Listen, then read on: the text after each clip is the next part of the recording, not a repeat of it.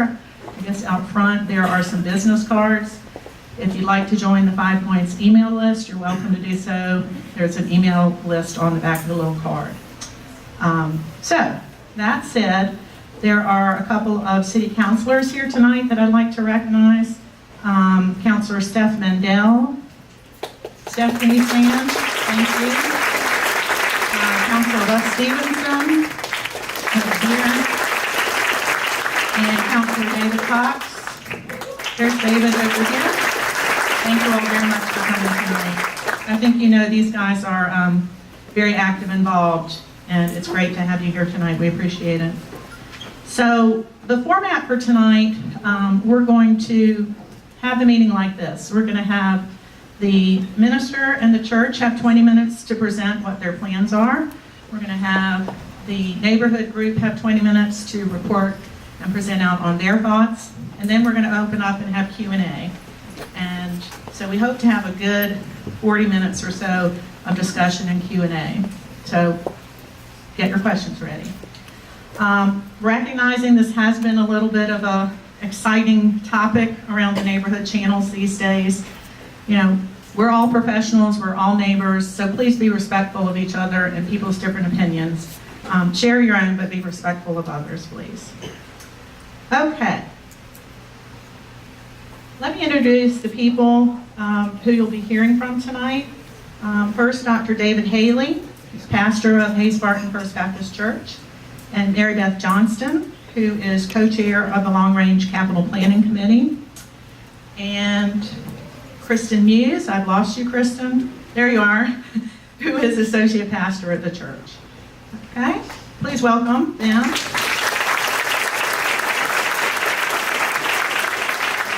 Thank you. And then from the neighborhood group, we have Jennifer Williams here, and Adam Mitchell, and Katie Jones.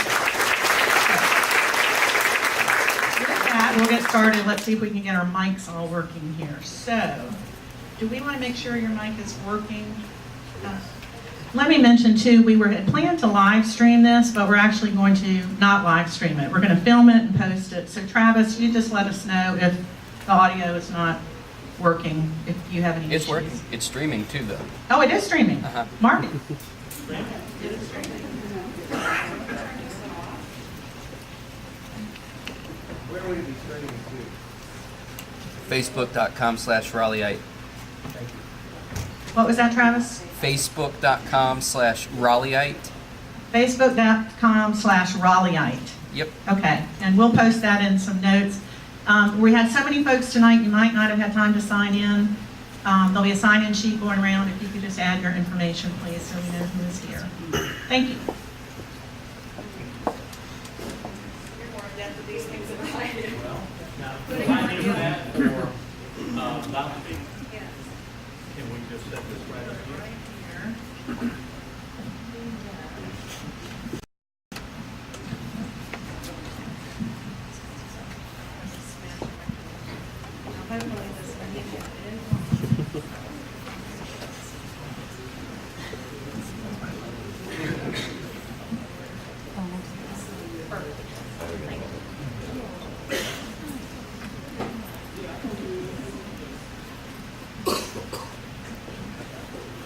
Good evening, everyone. Can you hear? Is it okay? All right. This is a full house. Very nice to speak to a full house. Let me say on behalf of Barton Baptist Church that we are happy to be together with you tonight. We believe deep down in our hearts that it is a good thing when people of goodwill come together in a respectful environment to share ideas together.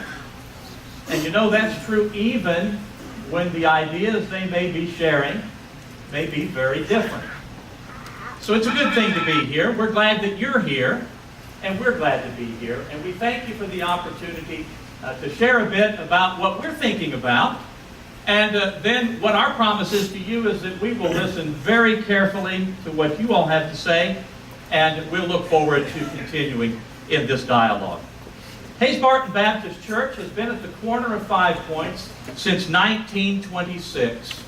And for these 90-plus years that we've been there, we've always been proud to be a contributing neighbor to the 5 Points community. Now, tonight's agenda indicates that this is an item about the demolition of houses. We understand and respect that perspective, but from our church's perspective, it's about our congregation's future as an active and committed neighbor in the 5 Points community. It won't surprise you that about 500 of our church members live within the region of the 5 Points CAC, and many others live just outside that region. And so many of our members devote countless hours to the betterment of the 5 Points area. Now, I don't have to tell you that a lot has changed since the mid-1920s. You already know that. Families and businesses have had to negotiate many of those changes, and you know, so have churches. For example, in our earliest years, I know that our founders never would have imagined that our church would have a gymnasium, but we do now. And now we offer physical fitness classes for men and women, members and neighbors. We sponsor the annual 5 Points 5K and health fair that draws hundreds of participants and healthcare advocates from across this community. And just about any day or night of the week, you'll go by and see the lights on in our gymnasium and people playing basketball or volleyball in our gym. And these won't just be members. Many of them are members of the community, our neighbors. People like the students from Raleigh Charter High School or students from the Campbell University Law School. We have girls' basketball leagues and boys' basketball leagues. We have AAU basketball tournaments. We have soccer shops and Fit for Mom and Spirit League, and you name it. And that's not all. This relatively new facility that we opened in about 2007 also hosts our Kids Stuff consignment sale, held twice each year in the spring and in the fall. This event draws parents and grandparents and others from all across the Triangle as they come to purchase gently used clothing, toys, furniture, and other items for infants and children. And would you believe it that we have to limit it to 300 consigners? We are at capacity. And most of these consigners, and for that matter, most of the shoppers, are not members of our congregation. And I wish you could hear some of the testimonies from shoppers who tell us that they wouldn't be able to provide many of the items that they take home with them without an event like our consignment sale. And then, of course, we have Girl Scouts, Boy Scouts, and Cub Scouts. We have Compassionate Friends and Alcoholics Anonymous. We have Rhythm and Rehab for developmentally disabled children and youth. We partner with Step Up Ministries, and for more than 30 years, we hosted the Frankie Lemon School. And even now, local postal workers enjoy their lunch every weekday in our break room. And then there are activities that are elsewhere in our church calendar. Things like our weekday preschool and our School of Music. And throughout the year we have sports camps and writing camps and arts camps for children and youth. And we have arts classes for senior adults along with craft groups and sewing groups. And recently, within the past couple of years, our chapel has become home to Grace Church for All Nations, a congregation of newer neighbors in Raleigh, primarily from the Democratic Republic of Congo. All of this is to say, yes, we are a church. We have our Bible studies and our prayer groups and our worship services, but that's not all we are. We are a vibrant community center, and this is by design. We want to be a contributing neighbor in our community. So let's be clear. This long-range plan that has attracted so much attention in recent days is not being proposed by some outside developer, and it certainly isn't about making a profit. The simple truth is that long-established churches either change and plan for the future or they decline. There are many stories all across this land of churches closing their doors for good, or churches who have to sell portions of their property to outsiders in order to provide needed funding for their church budgets. Truth be told, we have received some offers from developers to buy our property, but we've always declined because this has not been our plan. So let's talk about these properties along White Oak Road. In the early 1990s, our church leaders, seeing the trends all around them and thinking about tomorrow, began to acquire adjoining houses and property. The chairman of our trustees at that time, believe it or not, was none other than Sarah Williamson. Some of you will recognize that name. Sarah was a community leader well respected in Raleigh historic preservation groups. From her tireless work, she received numerous awards and honors, and in 2007, she was inducted into the Raleigh City Hall of Fame. At that time, we received some concerns from our neighbors about acquiring these properties, and Sarah wrote to them explaining our plan to retain these properties so that the church would have some options in the future for its planning. And I'm pleased to have brought a copy of that 1993 letter, and I'll be happy to share that with Carol. Now, in a moment, Marybeth Johnston will tell you a little bit more about our plan, but first let me emphasize that from the time we unveiled these plans to our congregation just recently, on March 4th, we have tried to be consistent and transparent in all of our communications with our neighbors.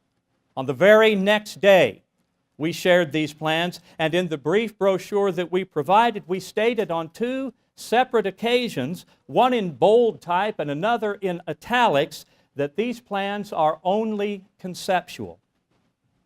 So when some neighbors, certainly not all, but when some went to the media without contacting us, I reached out to Carol and asked to be on the CAC's agenda.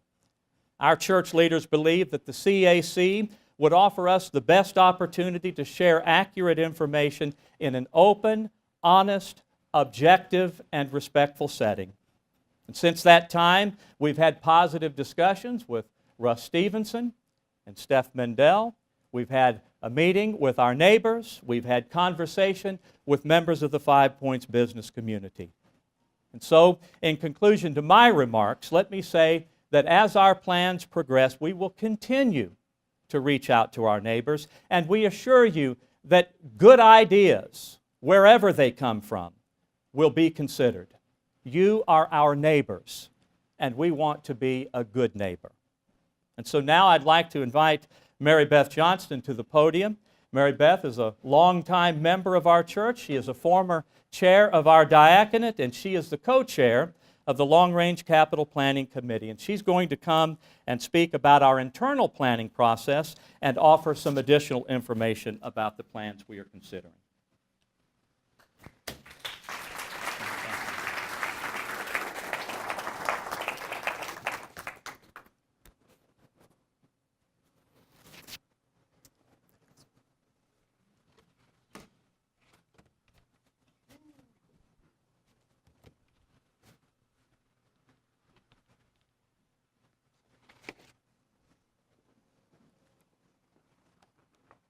Good evening. I'm Marybeth Johnston. As you've heard, I've been a member of the Barton Baptist Church since 1984. And also, I'd like to extend my thanks to Carol for convening this meeting tonight. And I'd also like to publicly express our appreciation to Katie Jones, who invited some of us into her home with other neighbors last week, where we were able to have a direct dialogue about some of the concerns that have been raised. And so we thought that was very productive, and we appreciated that very much. I'm here tonight because I co-chaired the Long Range Capital Planning Committee, and I think I was tapped for that honor because of some work that I had done on a previous committee called the Capital's Priorities Committee, and I think that background will be helpful for you to consider tonight. What the Capital Priorities Committee did several years ago was survey our church and its members for what we thought the capital needs, the facility needs, the campus needs might be. And so we surveyed the church membership, and this committee vetted all of the ideas that came forth. Our church had some pent-up demand with respect to some facility improvements. And so what our group did after vetting those projects is to tier them and to prioritize them. And so there were some projects that we felt that we could actually develop within our annual church budget, and there were things that we really could develop within our own expertise, did not need outside professional expertise. And so we tiered those, Tier 1 and Tier 2, and over the past several years we've been engaged in those. But as a part of that work, there were Tier 3 and other projects. They were the kinds of things that were ideas, they were issues that were long-time concerns, but they were the kind of thing that we didn't have the expertise to truly, investigate on our own. And certainly if the investigation rendered a desire to develop these, we were going to have some other type of financing plan, because they would be of a scope that we could not afford in our capital, in our annual budgeting process. So it was in the context of that work that the Long Range Capital Planning Committee in 2017 began its work. And I give you that background so you understand that we haven't undertaken anything lightly. We haven't undertaken anything sort of without a great deal of thought over a good period of time. But I'd also like to give you some context to what else our committee looked at, so you can, again, hear some background about how some of the proposals that you're concerned about tonight came to the forefront. What our committee looked at, for instance, in addition to the entryway access issue, is we looked at renovations to our sanctuary space. We think that we need to modernize that somewhat and to provide it some greater flexibility, and so our committee looked at that work. Our committee looked at the expansion and modernization of our kitchen. You've heard all of the groups that come into our facility on a daily basis, and people in general, but Baptists in particular, love to have fellowship around a meal, and so we decided that we probably needed to upgrade our fairly antiquated facilities. And then the last thing that's been an issue that has bothered us for some period of time is the fact that our facility is not completely handicap accessible. And so we wanted to remedy that issue, and part of the way to remedy that issue was to put in an elevator on what is sort of the back side of our church, and I'll explain that in a little more detail in a moment.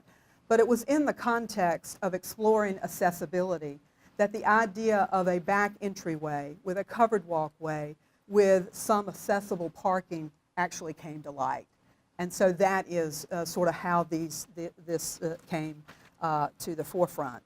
If you're at all familiar with our campus, you're probably aware of the fact that we have a white brick building that's closer to the White Oak property.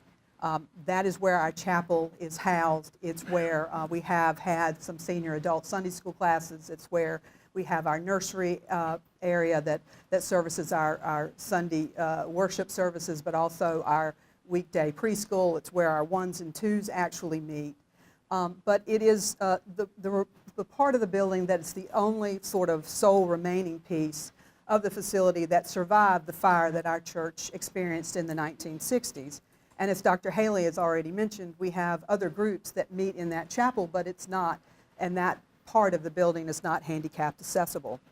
And so it was, it's also, if you understand where this part of the church is, it's the furthest from the parking lot. It's also, the space is adjacent to where we have other facilities that are used for our preschool every day. It's also the back area to where the scout entrance is. And so we began to think, this is a part of our church that people are having a difficulty getting to. It's also a part of our church that we could develop to be more accessible to the most vulnerable portions of our congregation. For instance, as I've mentioned, if you want to traverse from our parking lot to our sanctuary, it's a long walk. If we had a back entryway, especially with that elevator that we were contemplating, you could actually take that elevator and immediately be right there at our sanctuary. If you're a young mother or father who brings your children to our preschool and you want to go to the closest entrance, you have to enter the building through the white oak entryway. And again, if you've been back there, there's a tiny little alleyway, not large enough to even have an umbrella to get from that street to the doorway. And so, and you can't get to the nursery area or to the chapel or to the adult Sunday school class without going upstairs. And we found that it has been, difficult. So that's, again, sort of the origins for where this thinking about the use of the property that the houses sit on came from. And yes, we do have a parking problem. We've had a parking problem for a very long time. If you go back and look at the records of our church, you'll see as early as 2000, the early 2000s, we were trying to facilitate and organize ways for people to park off-site. And as you've heard, it's just not, this parking issue is just not a Sunday morning issue. Whether it's funerals or weddings, or whether it's the weekday preschool or the basketball leagues or the other kinds of events that we have in our church. But we also wanted to look at parking because we do have people who park off-site and it's just not safe. I mean, if you've been at our church, if you just want to focus on Sunday morning, we have people who park on Glenwood. That's not safe. If you come to any program that's a high attendance event at night, we have people who park on the north side of Glenwood and they cross Glenwood and that traffic without any walkway. We've had members who've actually been in traffic accidents as they try to cross Whitaker Mill. And so we were trying to figure out, is there a way to improve accessibility, but also alleviate this parking issue that we have? So that raised the issue about how would we accomplish this, and it brought us back to why in the world did someone as thoughtful as Sarah Williamson and the diaconate at that time buy this property? And it was always purchased with an idea that we would use it for some church purpose. The idea was never for us to be in the perpetual rental business, and quite frankly, while I'm on TV apparently, I'll tell you that we're not very good at being in the rental business. Because we're a church and we're not in that kind of business.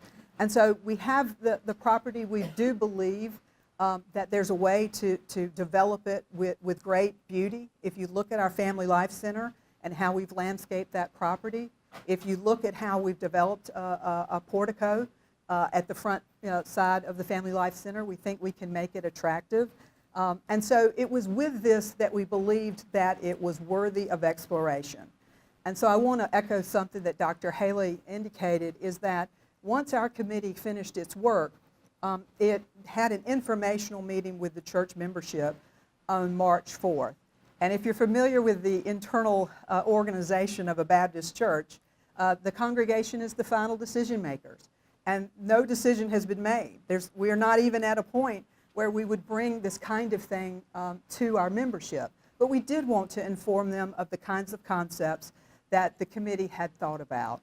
And that was on March 4th. On March 5th, we immediately went to the neighbors who would be immediately affected by this proposal. And so, we've been open to dialogue. We remain open to dialogue. We really want to be a good neighbor. We want to be a good citizen to the 5 Points Business Association. Again, we appreciate the dialogue here at the CAC. But simply put, we're a church that's trying to use our facilities to the best of our ability and to put our property that we've owned for close to 25 years finally to a needed church purpose. And so again, we remain hopeful that we can continue to talk about this, and we appreciate very much your attendance tonight. And so I'll stop there and let you hear from the neighborhood, but we'll be happy to answer any questions. Thanks. What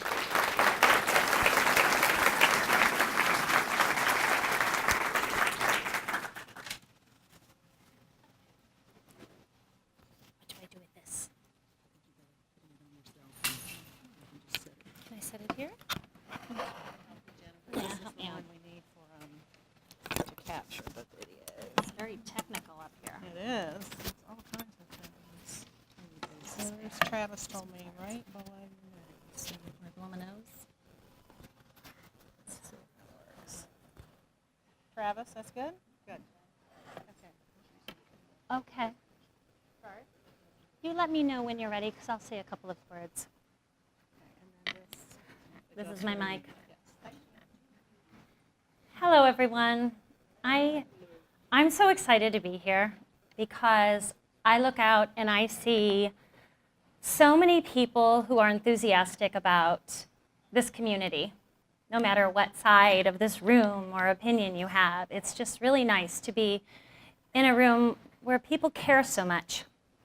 And while my technical team is working on something, I'll tell you, my name is Jennifer Williams, and I live at 1805 White Oak Road. And I live there with my husband and our 3 daughters, our 2 cats and a dog. And we've been there for about 5 years. And our home was built in 1913.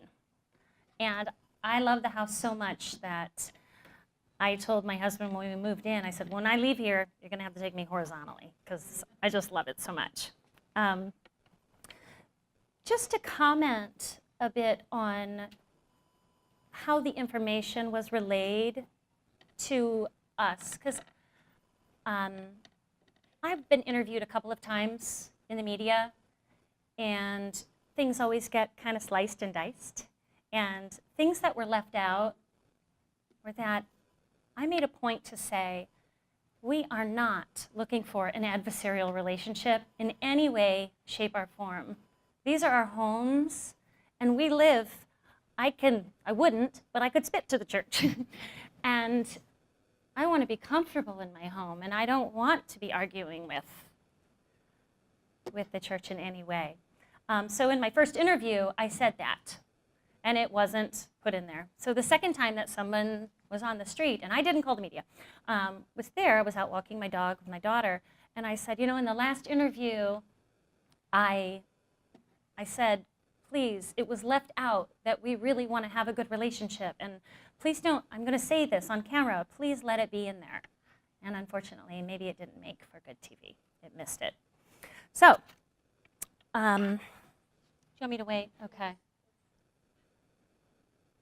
I'll tell you a little bit about when the neighborhood, we learned of the church's proposed plan to raise the 6 houses on White Oak Road for the parking lot. Now, I think there's been a little bit of confusion about how we were informed. It was not presented to us that this was a proposal. This was presented to us that this was a done deal and it was going to be good for us. That's what they told us. It wasn't, how do you feel? We would like to have a dialogue. That's how, and I couldn't my husband and I, we could barely react because we were handed a pamphlet that seemed very official and just let us know, this is our plan and this is what we're doing. And it's going to be good for you and it's going to be good for the neighborhood. So there was some miscommunication. Perhaps that's not how you intended them to communicate with us. But unfortunately, that's what happened. So I'm here with my friend Adam Mitchell and Katie Jones. And we are excited to be here tonight alongside Barton Baptist Church. And we want to work together. We want to work together respectfully. And we embrace change. We embrace responsible change that is good for the betterment of our community. And Dr. Haley, I just want to personally say, and from our group, thank you for meeting with us tonight. And the neighborhood has successfully collaborated with you in the past with issues and challenges that have come about. David and Nancy Stewart, White Oak residents for 35 years, well, at least David is 35 years, because Nancy wasn't she born in that house? Okay, well, 1962. Well, they were recalling and telling me about working with the church during the planning of the Family Life Center between 2002 and 2004. And they told me that you invited the neighbors in to review plans and before you finalized everything. And I think that's amazing. And we appreciate your willingness to once again engage in an open dialogue. So this brings me to the question of who are we? Who makes up Historic 5 Points? Well, of course, the church is part of Historic 5 Points. But we are families, and we're moms, and we're dads, kids, infants, pets, grandparents, roommates, church members. We're homeowners and we're home renters. We are the heart of Historic 5 Points. And this neighborhood is our home. Some of us live in houses that have been passed down from our grandparents. Some of us were born in these homes. Some of us dreamed of living in this neighborhood and saved and borrowed so that we could live there. We are roommates renting our first home out of college. We're a community of neighbors who take care of each other. Whether we're celebrating a joyous occasion or we are lifting one another up in a time of need. And there are examples of these relationships all along the streets of 5 Points. I'm sure in everyone's neighborhood they have that. One in particular that sticks out for us on White Oak Road was when our dear friend, Brittany Moy, who is here tonight, about 2 years ago, tragically, her mother-in-law is an avid runner, and she was struck by a car in Jacksonville near her home, about 2 hours away. And when Brittany got this news, she had her toddler son in a diaper, and she went straight to a neighbor and said, take him, I'll call you. There were no questions of when will you be back. There were no questions of will you take care of him. There were no questions of is he going to be comfortable with you? Because we're a family and we all know one another. There aren't strangers on our street. And I bring this up because I believe that this aligns with the support and the fellowship and the love that you have in your church family. At the heart of change, there should be thoughtful listening. We hear that you have needs. We want you to know we hear you, and we know that you have needs. And we understand that you believe this will benefit our community. We have also been listening. We've been listening to our neighbors in the community. And there have been some concerns that they're voicing that you may or may not be aware of. Traffic. White Oak Road has enough traffic as it is. This will do nothing but cause more congestion on a one-way street. Safety. My children, well, our children, live and play here. I'm concerned about their safety, first and foremost. Stormwater runoff. We already have a serious issue with water runoff. This will make that much worse. Historical integrity. The news is disheartening. The 1800 block of White Oak Road has remained untouched for decades. This jeopardizes the aesthetic of a street that I have known and loved for years. Now, before I introduce you to these 6 homes, I want to clear up any misconceptions that these houses are falling down, because that is not the case. As you're going to see, they are not at all in disrepair.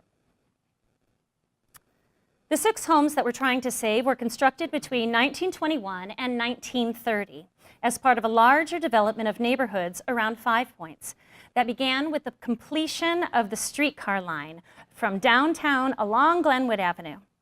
The 1800 block of White Oak Road, where we live, is included in the Bloomsbury Historic District. Through their 90-plus year history, 4 of the houses stayed in the ownership of a single family for at least half a century. That needs to just land on you.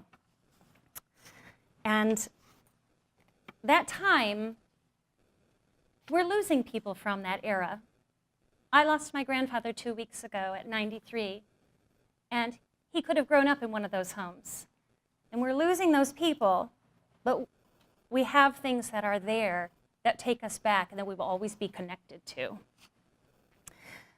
Let's see. We've got 1806 White Oak Road, which is right across the street from my home. It was built between 1924 and 1925.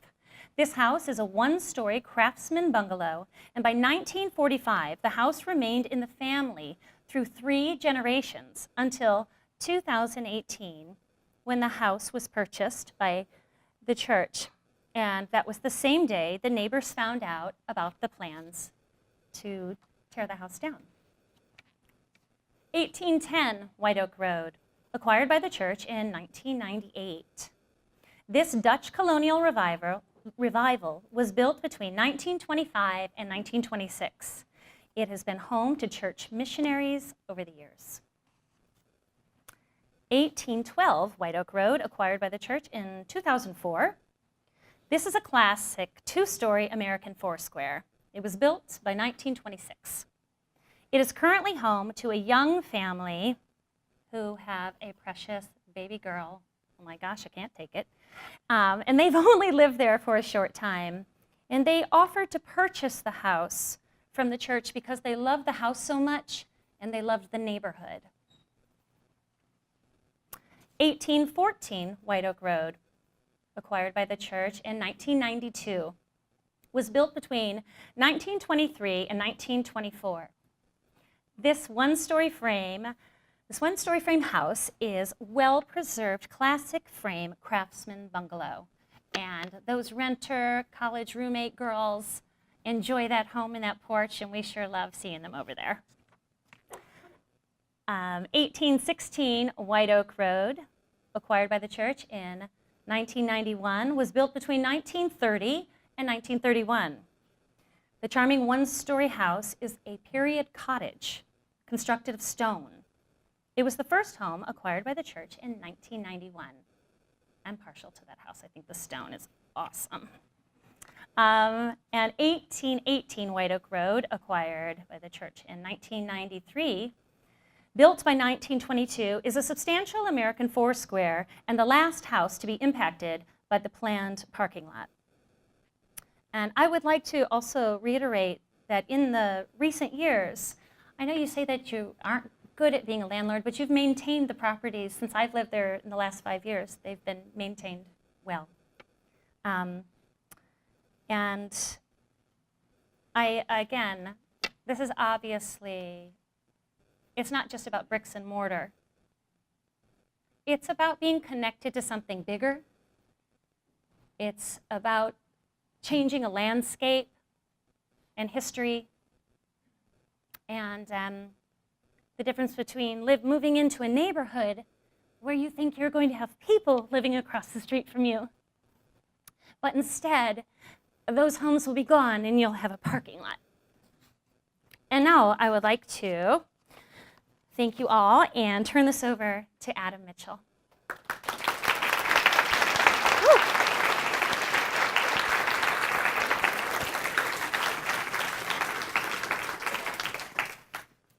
I'm going to try to suit you up here. Thank you, Jennifer. Is the tie okay on there? It's good. All right.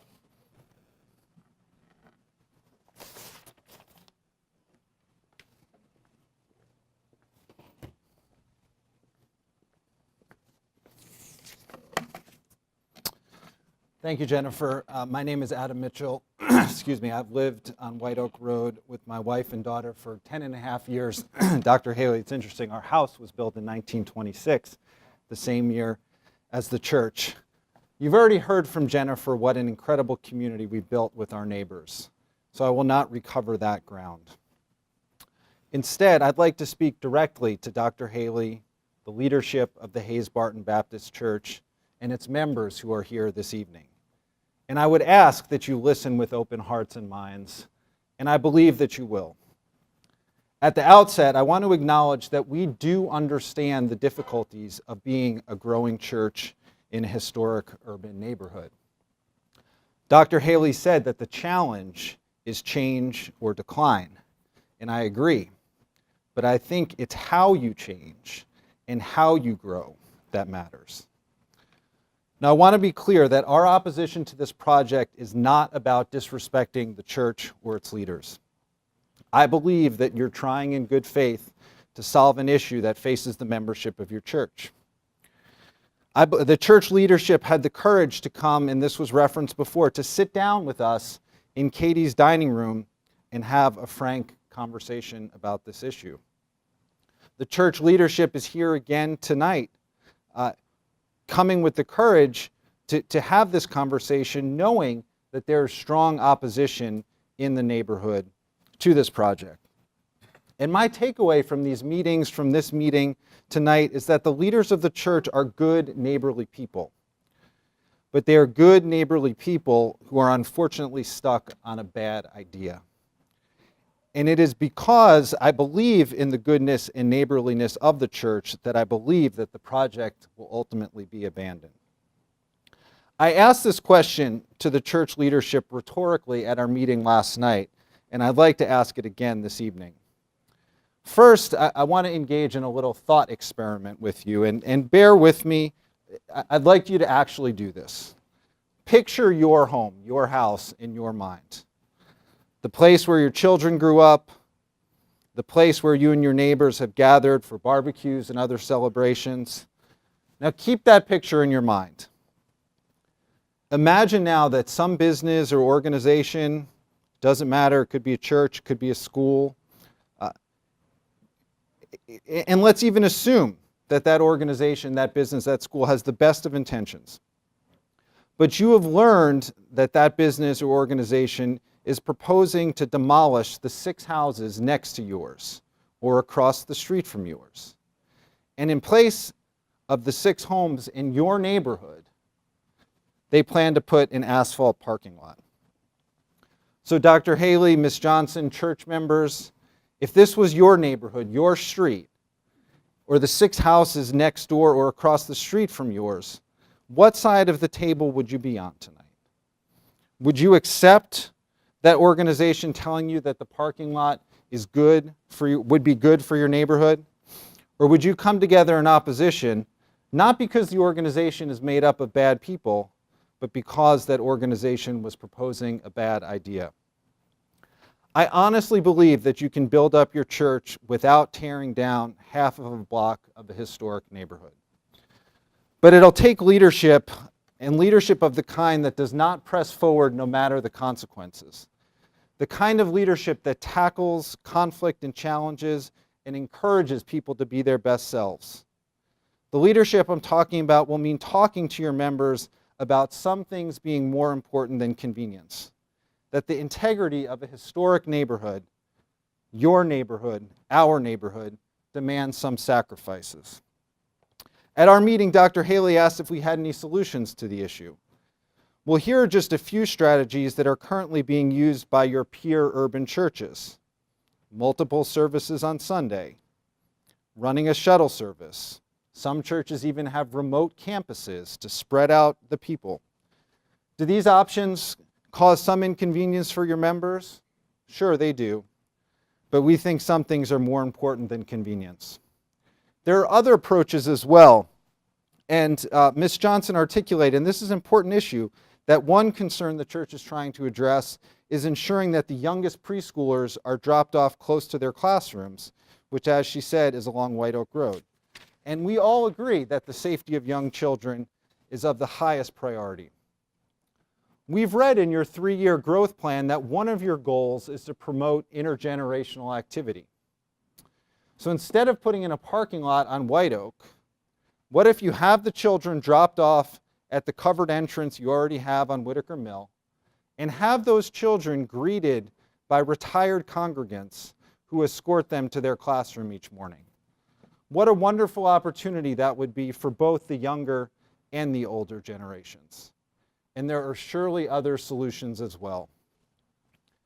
In closing, I would challenge you to consider your legacy, the church's legacy.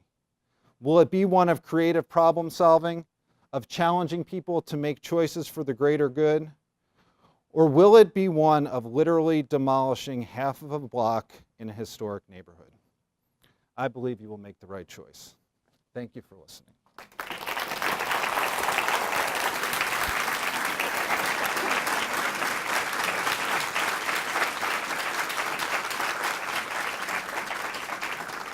Wow, thank you both. That were very powerful statements. So this is our time for any questions. I think what I'll do is we were going to have a mic go out into the audience, but there's no way that's going to happen. So I will repeat the question, I think, maybe. And then why don't you guys all come up, because you're going to need to speak to this mic, if you don't mind. And we'll get more mics going forward. But, do you have another mic? Oh, yeah. Tina to the rescue. Who knew? Okay. Who has any questions, comments? Nancy.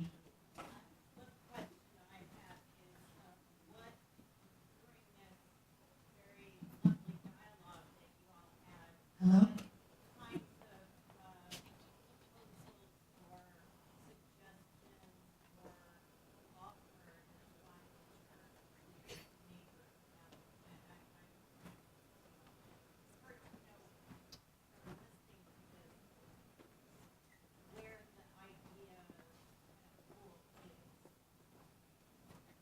Did everybody get that? That was unanimous. I was so excited when Tina said she had an extra mic, I lost you. The first part of your question was what other ideas have been considered? Yeah, so you all had a great meeting. So what are some of the options that the Hayes Barton offered to the community? What kinds of potential solutions were discussed? Okay. What kind of potential solutions were discussed when the two groups met together? Your mic works? Does it? It does. And I'll give that to you. Get So out of the way. can I stand here and answer, or maybe I'll move closer? Yeah, so we met last Tuesday. Sorry. Here. Just a moment. Sorry. I'm going to move these. Yes, so, I mean, we met last Tuesday night, and we heard, some of the sort of proposed solutions that other churches have used that Adam mentioned. And, one thing that I think we would be somewhat concerned about is the idea of remote campuses and the idea of multiple services has been something that our church has discussed, off and on for a number of years. I think if you were to survey other churches that do that, depending on the size of that church, it has the ability to divide the congregation, to divide the community. And so, we are certainly thoughtful in terms of wanting to consider all the ideas that have been proposed, but we had considered those. Shuttle services in our church is something that we have contemplated, and as early as I mentioned in the early 2000s, we've tried to organize off-campus parking to facilitate that. So again, we only learned about their ideas a week ago. We're still trying to contemplate how we could factor in some of those potential plans. But there haven't been a lot of issues that have been mentioned to us that we haven't considered at some point, but we're certainly happy to give further thought. I'm going to do a follow-up. Can you hear my voice? A small follow-up on that. Have you all engaged with other urban churches and talked to them about the solutions that they come up with? Because I go to Christ Church. We're not a divided congregation at all. They have 4 services, including the Celtic service. Sunday. And we're a wonderful church. And so I don't really buy that argument. And have you engaged with other churches and talked to them? Have you gotten an efficiency expert to come in and help you figure out, how you deal with carpool, that type of thing? Yeah, like outside of your church. We have talked to quite a number of people, and I think what we would say is we affirm every church's unique right to set their program and so forth. I can tell you that we've had a number of conversations in the 21 years I have been president of the church, we have considered adding other services and so forth. And we continue to come back to the notion that we want to be a single worshiping congregation. We're not suggesting that other churches can't do it very, very well, and the example you've just given obviously means that it's working very well for you. We're simply saying that this is what we want to do. We are blessed with a facility that will accommodate our congregation. We've always said that when the facility is outnumbered by its congregants, that we would be happy to add other services, but at this particular time, that's simply not the case. Is the parking lot not part of the facility? Yeah, I'm sorry, I'm not, your question again? Is the parking lot not part of the facility? Yeah, I'm not following your meaning. You just said that when you outgrow your facility, Uh-huh. you will consider multiple services. Right. Is the parking lot not part of your Oh, facility? thank you, I appreciate the clarification. Yeah, so you could look at it that way, in terms of we've exceeded our parking capacity. But I think to Dr. Haley's point, we'd like to meet as one until our sanctuary facilities are maxed out. But an excellent point. Is your congregation growing? Yeah, we're trying to make sure that it does, and we've certainly had plans over the last several years that have increased our growth.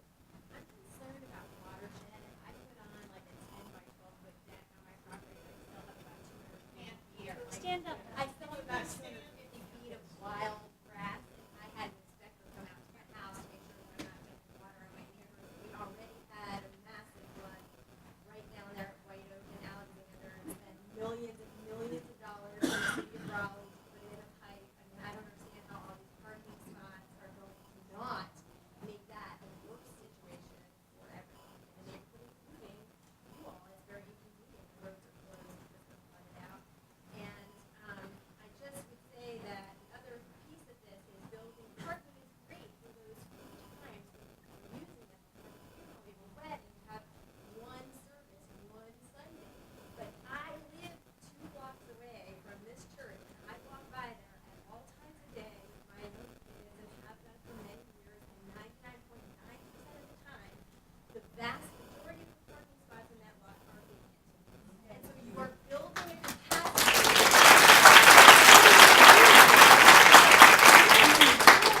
Small percentage of the time, and I don't discount the value of that time, but I simply feel that there is a better way to solve your capacity problems and maximize the utility of the property overall instead of spending a lot of money on something that's useful. Well, yeah. So guys, you need to yell out because people over here cannot hear you. I'm happy to walk around. Go for it, walk around. Okay. So she had a question I'd like to answer. Yes, it, please do. And it was about stormwater, and we completely agree with that. And it's got to be effectively engineered. And we do believe that as a part of this proposal, that we could actually help solve a greater problem than that's currently there that would be effectuated by our parking lot. But as, you know, I guess at the end of the day, you know, we understand that change is hard, and we certainly have heard that directly from all of the neighborhood. And I would say that, I'm sorry, I don't mean to be disrespectful, but I would say, Please speak very loudly. I would say multiple service, yeah, change is hard, but have you gone to your congregation about it? Talked to all many of the generations, see how they would feel about that. I mean, who are you taking that question to? Because they might be your congregants. I have very good friends who go to Hayes Barton, and they're the same age with me. You know, have you taken this to your congregants and asked them how they would feel about adding the early service? Other Baptist churches do it. We have talked to our congregation. We've discussed it in business meetings. We've discussed it in larger venues and so forth. We have discussed this, and it, you know, there have always been a few people that have talked about it, but the majority of folks have always come back to saying we want a single service. That's, you know, there's sacrifice, it should be involved as well. You know, that is a good question. I'm going to enter, 1 second. Sarah, can you ask Tina to turn the lights on over here, please? Ask Tina to turn the lights on over here. And then let's take some questions from over here. here, Carol, please? he's got the mic right here. Carol, he's got the mic right here. Okay, and then we'll go over to this side for some questions, please. I'm kind of an ideas person, and some of the things that Adam said earlier, I can certainly see how they don't necessarily fit with what your church wants to do. And I'm part of a congregation that recently purchased a house in an apartment building next to our church for the exact same reasons I understand you purchased this for. We don't have a plan in our church to need that property, and we've been, I guess, effectively profitably managing it as affordable housing in the time since. And so my idea is to potentially leverage the value of the houses you have. I know that many of us in this room are very blessed to be owners of homes that have skyrocketed in prices lately. And that, especially if you've owned those since 1991, 1994, you're in that boat too. And so my crazy idea is, instead of demolishing them, to put in a few parking spaces, to find a way to use them to finance, whether you maintain the land under them, maintain them as homes, rent them as rental properties or whatever, and put a parking deck on your existing lot, and then wrap that with affordable housing. And there are a lot of organizations in the city who would love to partner to do that. I hope that my neighborhood will support the affordable housing being in our neighborhood. And if you did that, it would be a lot of money. I'm not discounting. I'm in the transportation business, and that parking deck will cost $25,000 or $30,000 per space. That is a lot of money. Probably $4 million, maybe $4.5 million. It may be that there's willing partners in that, in the business community around it, that would be able to use that. But I also think that the houses themselves are probably worth $2.5 million. If I just figured 6 times 400,000. So that's my crazy idea, and I don't want to discount other crazy ideas, and don't want to say that this is certainly something that'll work, but I hope it's something you'll consider, and some of the folks will look into and maybe find some willing partners for that sort of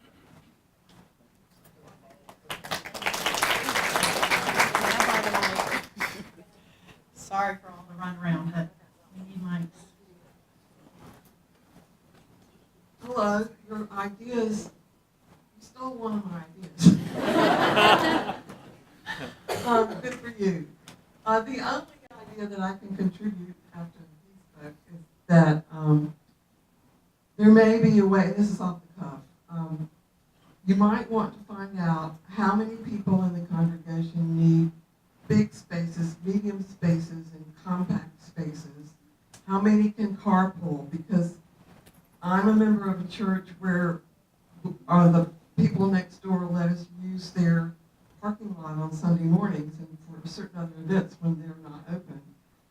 And they have spaces for fuel-efficient vehicles, for carpool-only vehicles, and for other vehicles. And if you match the number of spaces of particular sizes to the needs of your congregation, with some flexibility built in, and encourage carpooling and so forth, maybe that would help. That's all. So, other than the multiple levels. These 6 houses are irreplaceable architectural treasures. And once they're gone, you can't build anything of this quality. And to destroy them will forever be a stain on the legacy of Hayes Barton Baptist Church. And years from now, your future congregants will regret this horrible act, but there's nothing they can do about it. And all the good things that you do for the community will be overshadowed by this horrible act that destroys these architectural treasures. Please take your time with this decision. Maybe you can tear down just the closest one to get your access and save 5 out of 6. Please take your time and think about the long-term legacy that you, Pastor Haley, want to leave for this church. What do you want to be remembered for? If the most famous thing you ever did was to destroy these architectural treasures, can you live with that? Thank you. Hey guys, we have a lot of media here tonight, and they need to capture your names. So when you speak, if you would announce your name, and then if anybody needs any spelling, they can get that afterwards.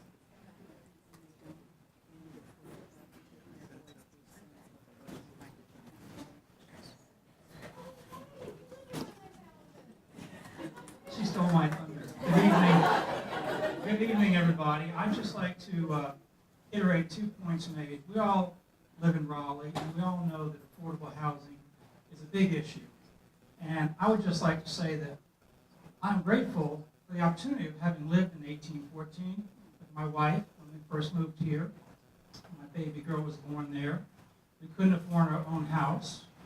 It was wonderful. If there's any maintenance problems, I apologize for not cleaning the gutters enough. But it was a wonderful opportunity. We really didn't have a lot of options. We now own our own dream home on the Circle. If anybody proposed tearing down a house across the street from us, we would not be so polite as you all are being. I promise you that. But the other thing is I grew up in New Orleans.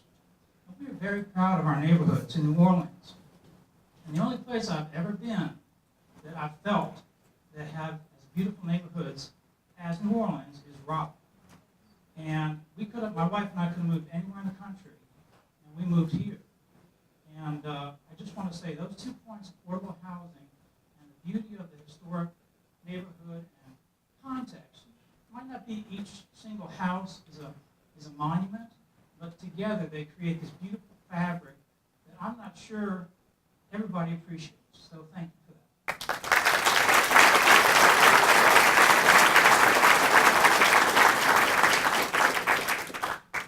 I was just wondering how much you thought this project would cost.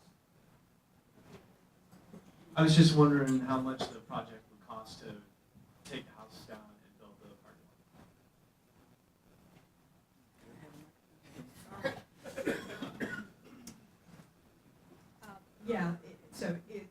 there's a rough estimate that we have, but it's incredibly rough. But if I'm remembering correctly, because as I explained during my remarks, we look at this as a report with lots of projects in them, and so we sort of focused on a total price as opposed to an individual price. And so at the end of the day, if you factor in the property recently acquired plus the creation of the parking lot and the new entry and portico and the new chapel related elevator, that comes to just under $2 million. How many parking spaces? About 77. How many parking spaces are there? What's the total price again? Again, I can't be held to it because I don't have my notes in front of me, and we've looked about it. 600 was for that first house. And then there was, That takes a big chunk of that $2 million budget there. yeah, and I that, know that there's already water runoff issues that need to be taken care of already, so there's probably some things that need to be fixed as well as any new development you do. right. Hey, my name is Matt Davis. Yeah, I would like to answer one question that Jennifer raised in connection with the purchase of the Bowden property, because I think just in terms of the coincidence of time, it seemed as if we had purchased that property and then went to the neighborhood, and that is not at all the case. We've been talking to Tom Bowden and his family for years and years about the purchase of that property. It is the property that most closely abuts our property, and again, it's the only place that if we were going to even remotely try to improve the access to the back of the church, his property would be very relevant in that discussion. And so, we've been talking to him and for years, and again, we thought it was.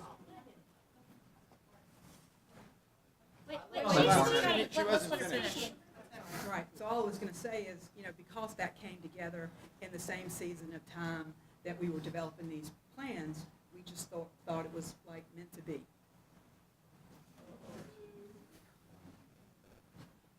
So I live on the corner of White Oak and Alexander, and the discussion was there's a lot of runoff, which is a lot true, and I've only lived on that corner for like a year. The question is, because that's mostly a bus stop for children, are you prepared to pay for damages that happen when the runoff gets too bad down because of a new parking lot? Yeah, I think we've answered that question in that we understand that there is this stormwater-related issue. Yeah, see, I think that we'll be in a situation where there won't be damages, at least that would be the plan. And I have to reiterate that we're so early in the process without having hired an engineer, without having studied these issues at all. So at some point, we're going to have to actually, study these issues. And again, it's only been since March 4th that we even broached our own church community about these concepts. My name is Jill, and like people here, I want to say thank you for listening and responding. And I don't know if you can help me understand this, but I'm hearing a lot of responses to the concerns of the community that echo these decisions are the best for a church.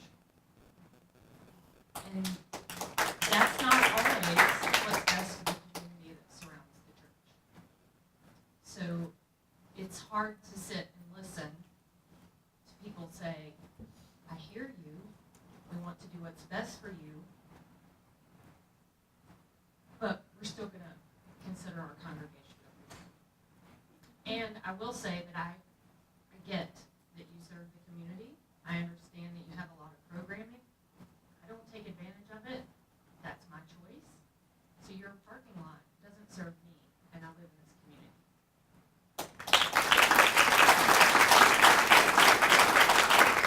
Right, and before you move on to the next question, I really would like to respond to that. We really do sincerely regret any kind of consternation or any sort of concern that we've elicited. I mean, I do think that we are listening to the concerns of the community. We have answered questions that have been posed to us as if we've never thought of some of the solutions that you posed. And so if our answers are conveying, yes, we've considered this, it's not because we're not going to consider them again. It's because we have tried to be thoughtful over the years about these issues. I do think there's bound to be a way that our church can meet its needs and also help to be responsible to the community. And you have our sincere promise in that regard.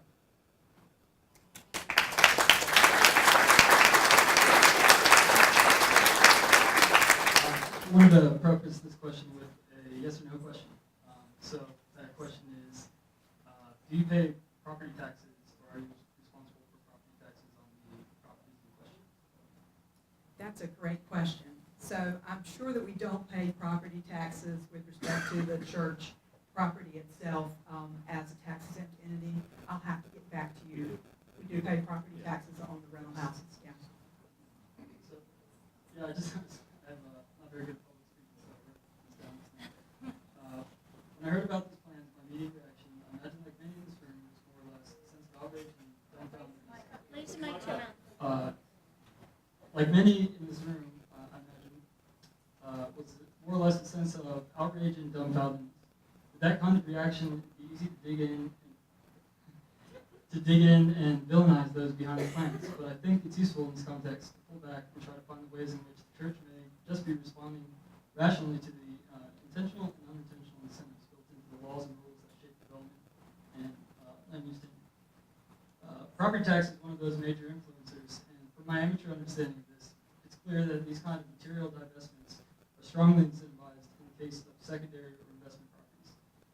As a designer myself, and builder, I can think of alternatives to these plans that could achieve the goals of both the community and the church. However, the church is not a development group. If they are not strapped for cash, what motivation do they have to endeavor in such a project to save these homes when historic tax credit is not currently available? To endeavor on such a project when they can simply tear the houses down, create a surface lot with very little investment, and sit on the properties as real estate values continue to rise, as they are doing. So my question is, would you be willing to discuss to what extent or what influence, if any, property tax and those kind of incentives have on your decision for your plans? Well, I can only speak for our long-range capital planning committee, and property tax issues did not factor into our decision. I mean, this isn't in connection with the houses a financially driven decision.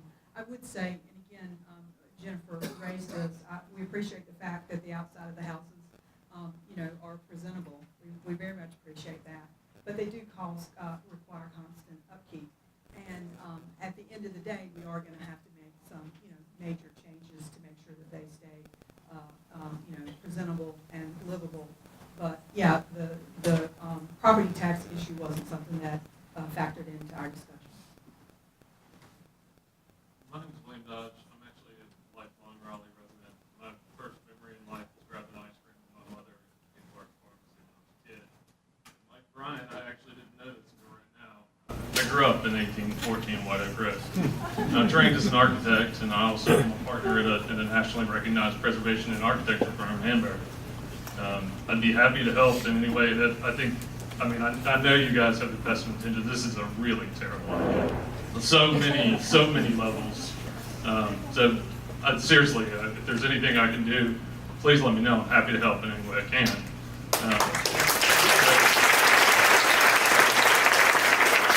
My thought to you, or my question to you is, well, it's as designers, those of us that are in the room, it's our job every day to think of creative solutions to complex problems. That's what we do. And honestly, I think this is really what you're going to need to focus on. It's not about black or white. It's about the many shades of gray in between. And any way we can all come together and try and figure out a solution to this, I think would be wonderful. B, have you guys considered, if you are going to tear the houses down, which again, it's a terrible idea, but in case you're going to do that, have you thought about the opportunity of offering these houses up for free to somebody that'll move them? Because I just think it would be a tragedy to tear them down. Yes, we've already been approached, and certainly the church would be willing to consider that.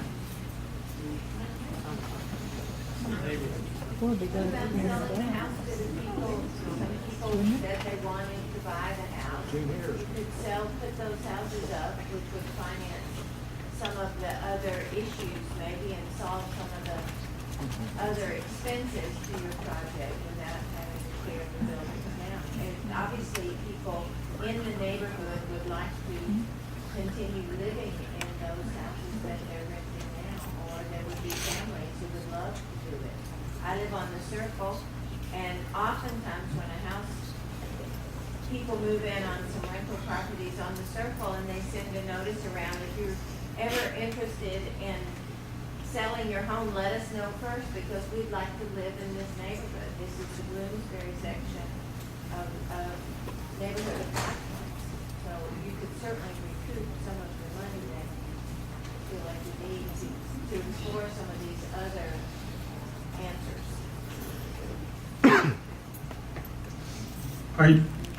Is the church already using the spaces that might be available at Underwood or Joyner? Are you already using those spaces? We do have a relationship with Underwood to use their parking lot. But not with Joyner? Joyner, if I'm recalling where that's located, that's further down, not within walking distance. Is that Right, no, I know something. Okay. But there is, Yeah, we have you have relationship with Joyner. a shuttle, a couple of shuttle buses? We have a shuttle bus that runs to Springmore, but we don't have other shuttle buses. I guess my point is there's other solutions. This parking lot.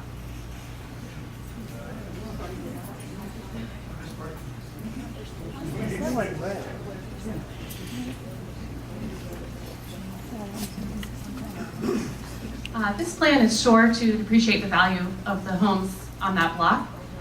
Do you have any further expansion plans if the people on that block decide to sell their house? Would you further expand due to that depreciation? Let me make sure I'm following the question. You're saying that if, as a result of these plans, houses were to depreciate and people were to sell, would the church be of a mind to acquire additional properties across the street from White Oak? Yeah. Progressive White Oak and Sunset, the full block you have? Yeah, I mean, you have to understand that our church has watched houses come on the market for years. I mean, we realized there was a piece of property that came open for sale on Sunset. And at the end of the day, in our view, the property values are too high for our church to afford. And so the only property that we had some mind for was the Fountain property, which was next door to the church. So, you know, again, I can't bind the wishes of future congregations, but all I can tell you right now is there have been people on the street who have come to us to say that maybe they might be willing to sell to us as a result of, you know, them having their own sort of plans. But, you know, we're not in an acquisition mode, if that's your question. I know you have the mic. I'm going to go to this side of the room first and then back to you, okay? So guys, just time check, it's right about 8:30. We have to vacate the building by 9, be out the door, and we've got to put all the chairs back. So we've got about 10 minutes or so to wrap up. Patty, you were asking. Sorry. I just wanted to make a point. I was the co-chair of my congregation's building committee, and I'm a layperson in that regard. And we had a lot of tough programming questions to ask our congregation when we were considering building our first phase of our facility. And not everyone wanted to go to 2 shifts of Sunday school, but we pushed people to say that if you are truly faithful and this is your community, then you can make adjustments to your schedule to engender your role to younger people.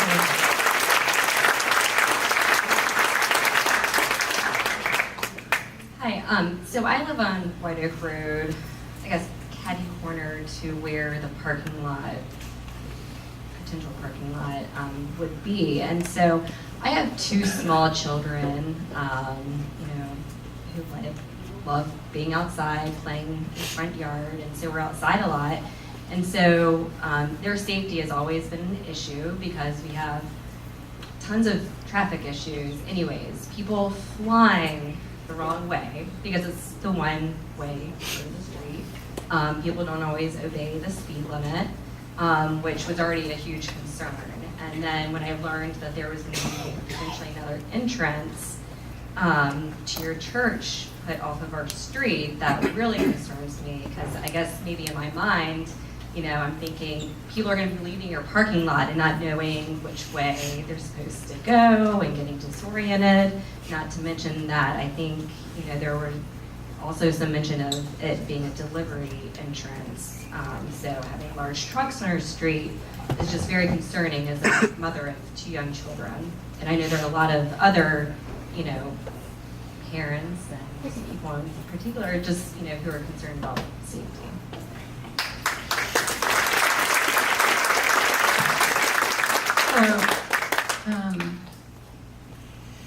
Is anybody good at counting? 200 people, 300 people? Here. Yeah. Roughly counting, it looks like 240-ish. Yeah. That's a lot of people. So I hope that you guys are not just listening with your heads and your plans. These are a lot of really upset people. So I'm involved with trying to do some preservation in my little neck of the woods, which is not that far from your church. And I've watched developers come into my community and take one house after the other, after the other.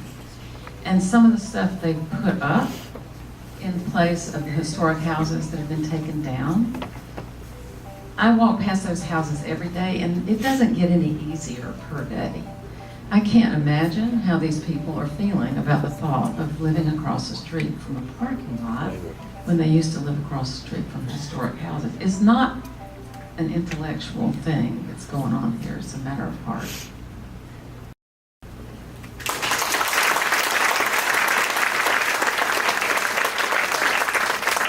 There is a lady here who has a special connection. I'd like her to speak next. Hey, Dr. Haley, Marybeth Johnston. I am a member of Barton Baptist Church, and Sarah Williamson was my mother. And I know she worked closely with the neighbors as a neighborhood advocate. I know in 2005, when the Family Life Center was proposed, one of the members of the church approached the neighbors kind of aggressively. And I was brought in to talk to David Stewart, Michael Southern, and others. And I know my mom, and I do not think she would be in favor of demolishing 6 houses.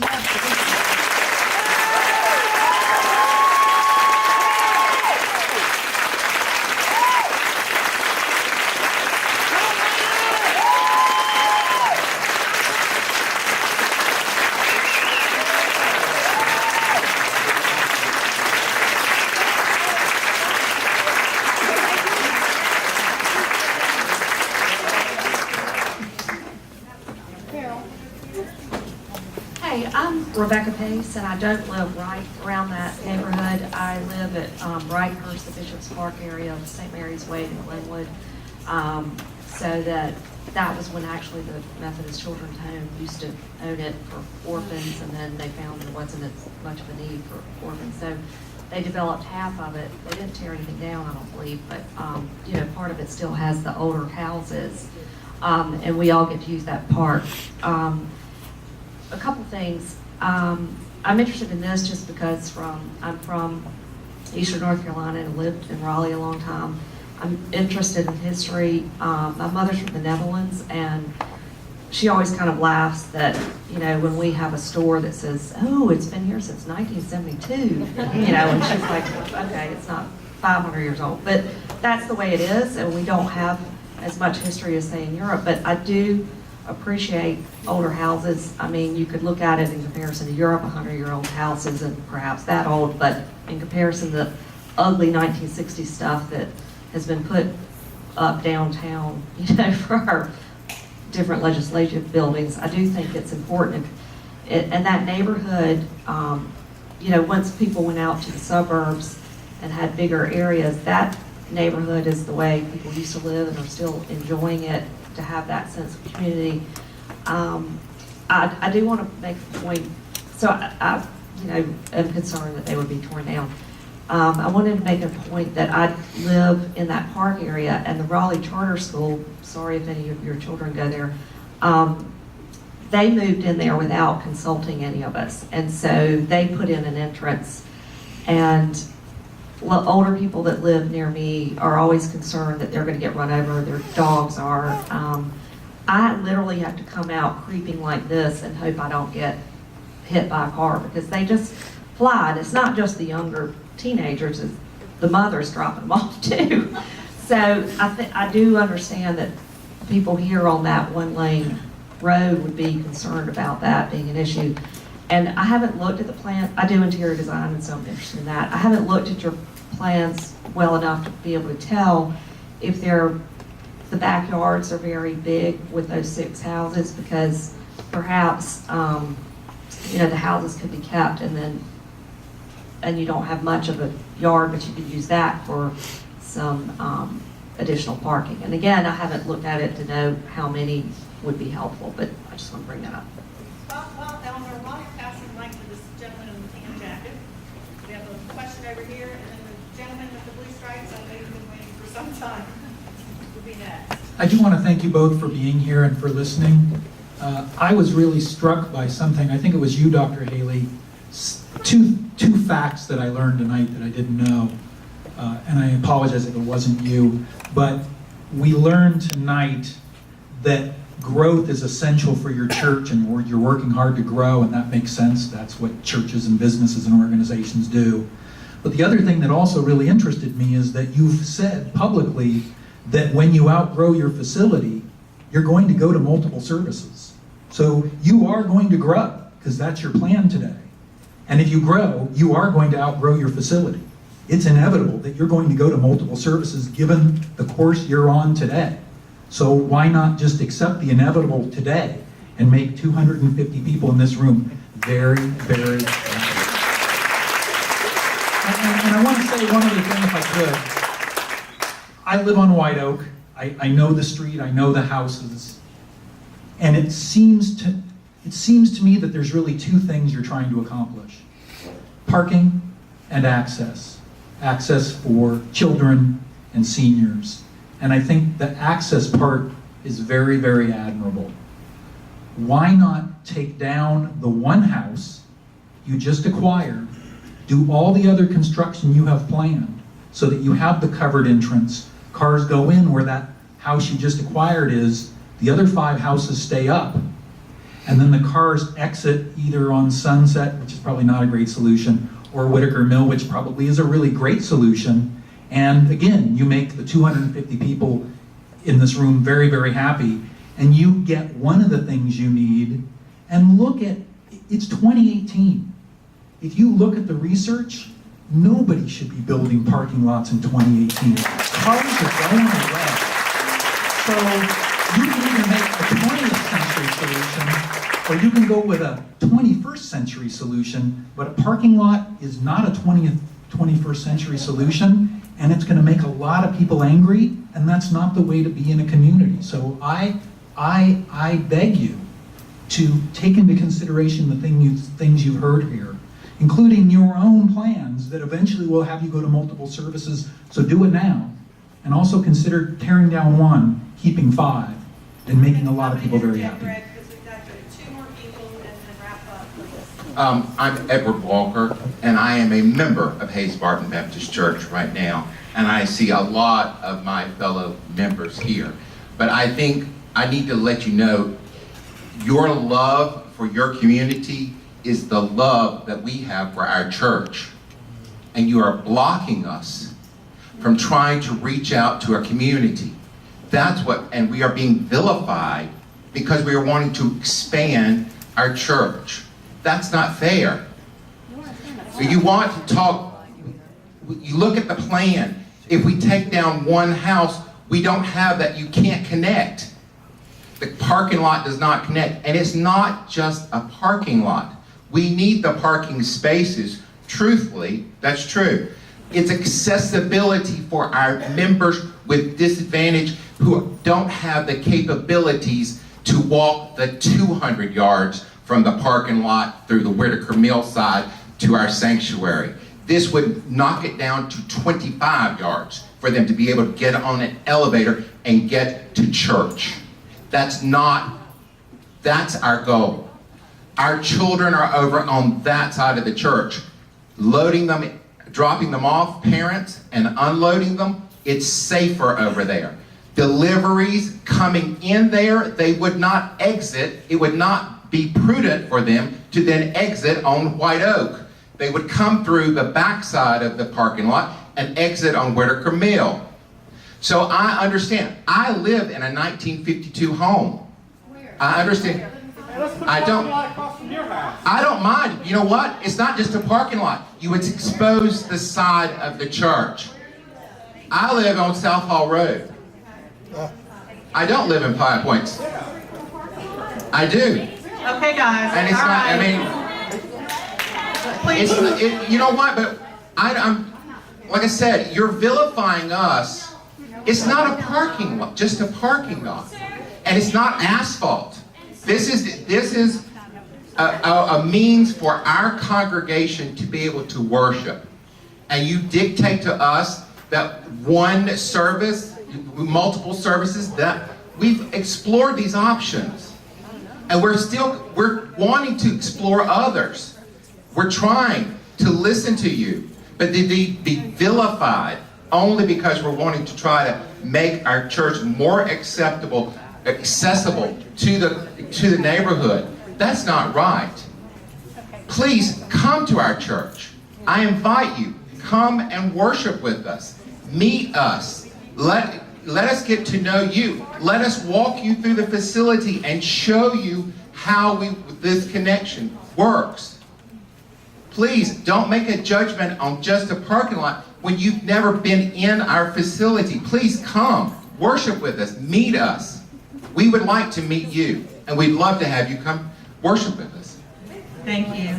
We're going to have time for one more comment. The gentleman against the wall. 1 second. I am so not the right person to wrap up. We'll wrap up on top of your wrap up. 5 Points is not the packing material for this church. Okay? We are a neighborhood 7 days a week. I invite the church to consider putting a driveway in front of the education building. A circle could probably fit there. We have designers in the room who could look at that. But there's a patio built there in the last few years. You could do a turnaround there. And you haven't looked at that. We haven't talked about that at all tonight. The other thing I'd like to say is congratulations. You have a wonderful growing organization. That is your goal. I talked to members when the Family Life Building was being built years ago. And I understand that the church is competing with similar sized churches, which is why the gym needed to be built. Because you didn't like going to away games all the time. You weren't able to host a game on your own property. There are only certain kinds of churches in the community that can have that kind of status. But what I haven't heard you talking about is what you guys should be thinking about giving up.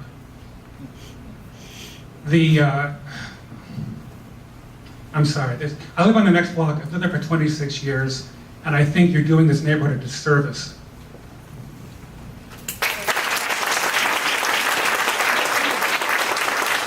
This will be the last comment, please. Last comment. I'm Elsie Thornhill James, and I grew up here in Raleigh. I grew up at Barton Baptist Church. I've been a member for 54 years. My parents brought 4 children up in that church, and my parents were very active in that church. My father was an active deacon for many years. My mother was so active in that church with the children. She was on the board with the Frankie Lemon School. This is a wonderful church. There are people in this church who care about the community, who care about y'all. And I'm thankful I don't do Facebook, because I've heard enough about things that have been said about this church, about my pastor. And I tell you, it's not right. We want to do right by y'all. There's no question about that. We love this area. I love Raleigh. I'm called an ORP. I don't know if you are called an ORP, but find out what that means. I have a family here. My husband's here. My son of 30 years grew up in that church also. So please, I hope we all open our hearts up. Our church will open our hearts up. Come to our church. Come meet us. I have met David. I can't think of his last name. Thank you. There he is. Had a nice conversation with him last Sunday, and then at our children's consignment. We are good people, and I really hope we all just open our hearts up and pray that we do the right thing. But we can't sit here and argue about what to do and tell us what to do, and we tell y'all what to do. But we want communication, but I hope it gets a little nicer. I wasn't going to say anything until it finally hit my heart. I can't believe I'm listening to this. And people talking this way. We care. We don't want to flood you out. We don't want your children to be hurt. We love our children in that church. Bring your children to our church. We do so many wonderful things in this church. I'm a director of the preschool. Please come and join us. Thank you. Thank you.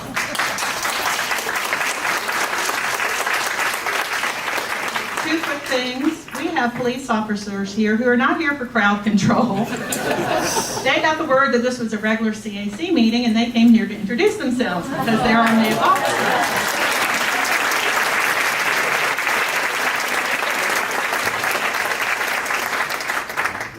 I'm Lieutenant Knuckles, with the Raleigh Police Department. I work in the downtown district.